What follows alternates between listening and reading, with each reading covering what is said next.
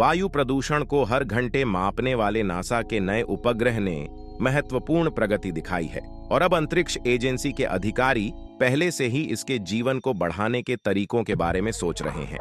जी हां, हम बात कर रहे हैं नासा के टेम्पो उपग्रह के बारे में, जो उत्तरी अमेरिका में प्रति घंटे वायु प्रदूषण की निगरानी करता है। तो आइए जानते हैं क्रांतिकारी वायु प्रदूषण मॉनिटर नासा के नए उपग्रह टेम्पो के बारे में कुछ खास बातें। NASA tropospheric composition programme manager Barry Lefer ने 12 दिसंबर को यहां अमेरिकन जियोफिजिकल यूनियन की वार्षिक बैठक में कहा, हम चाहते हैं कि यदि संभव हो तो टेम्पो 10 साल तक चले, तो हम इसे बेबी करने जा रहे हैं। तो सबसे पहले आपको बताते हैं कि नासा का ये टेम्पो है क्या। टेम्पो भूस्थैतिक कक्षा में नासा का पहला पृथ्वी अवलोकन उपग्रह है और यह पिछले ध्रुवीय परिक्रमा उपग्रहों से आगे विकसित हुआ है, जो 10 से 12 दैनिक स्कैन प्रदान करने के लिए दैनिक अवलोकन प्रदान करते हैं। ट्रोपोस्फेरिक उत्सर्जन प्रदूषण की निगरानी, या जिसे व्यापक रूप से टेम्पो के रूप में जाना जाता है, अप्रैल में भेजा गया था और कनाडा के तेल रेत से युकाटन प्रायद्वीप तक वायुमंडलीय प्रदूषण को मापने के लिए बॉल एरोस्पेस द्वारा बनाया गया था।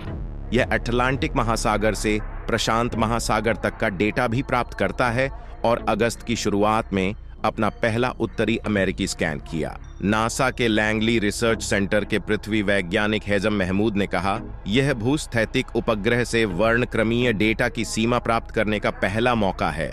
हम इस उच्च अस्थायी रिजोल्यूशन डेटा को संभालने के लिए नई सॉफ्टवेयर क्षमता के विकास पर काम कर रहे हैं। टेम्पो उपग्रह का प्रति घंटा प्रदूषण डेटा पिछले उपग्रहों से एक महत्वपूर्ण छलांग टेम्पो वायुमंडलीय प्रदूषकों पर हर घंटे अपडेट प्रदान करता है, जिससे वायु गुणवत्ता का अधिक गतिशील दृश्य पेश होता है। टेम्पो का व्यापक कवरेज क्षेत्र।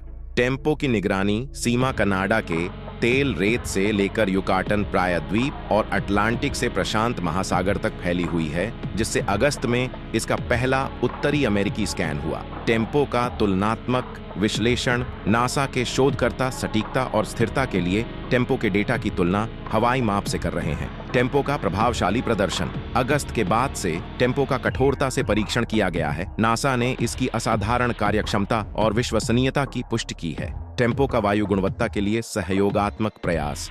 वायु गुणवत्ता पूर्वानुमान को बढ़ाने के लिए टेम्पो द्वारा एकत्र किए गए डेटा को राष्ट्रीय समुद्री और वायुमंडलीय प्रशासन NOAA और पर्यावरण संरक्षण एजेंसी EPA के साथ साझा किया जाएगा।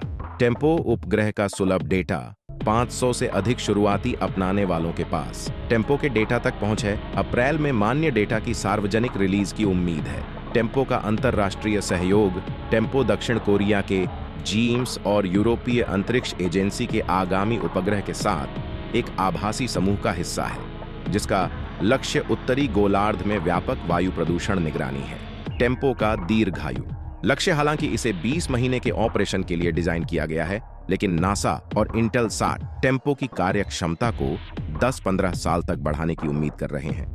टेम्पो भविष्य के मिशनों के लिए पथ प्रदर्शक। टेम्पो की सफलता NOAA के आगामी एटमॉस्फेरिक कंपोजिशन इंस्ट्रूमेंट के लिए मार्ग प्रशस्त करती है, जो 2030 के दशक के मध्य में लॉन्च होने वाला एक उन्नत संस्करण है। अगर आपको यह वीडियो अच्छा लगा तो लाइक बटन जरूर दबाएं। ऐसे ही और दिलचस्प जानकारी के लिए हमारे चैनल को सब्सक्राइब करें।